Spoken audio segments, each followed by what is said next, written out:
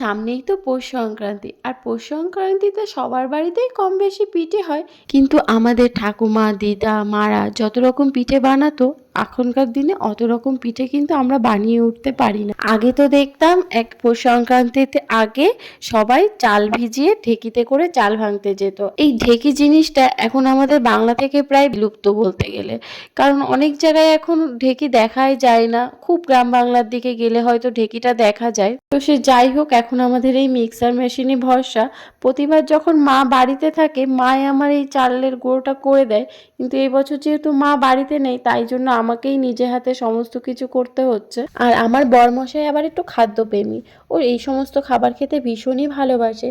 তো বর যেহেতু খেতে ভালোবাসে, না করে কি থাকি কি করে বলো। ওই জন্য আজকে সন্ধ্যাবেলা একটু সন্দেশ নিয়ে এসেছিলাম, ও এখন তৈরি করছি একটু পাটিসাপটা। সত্যি বলতে জানো তো, আমি না এই সমস্ত রান্না করতে শিখেছি ইউটিউব থেকে। আমাকে কেউ হাতে ধরে শিখিয়ে দেয়নি। যখন কোনো অসুবিধা হয় এখনো মাকে ফোন করে জিজ্ঞাসা করি যে মা এটা কি হবে, কিন্তু বেশিরভাগ রান্নাটাই কিন্তু আমি ইউটিউব থেকে শিখেছি। এই পিঠে বলো, তারপর তালের বড়া বলো, সমস্ত কিছুই আমি ইউটিউব আর মার কাছ থেকে ফোন করে শুনে শুনে শিখেছি। যখন বাবার বাড়িতে থাকতাম তখন তো রান্না করতাম না।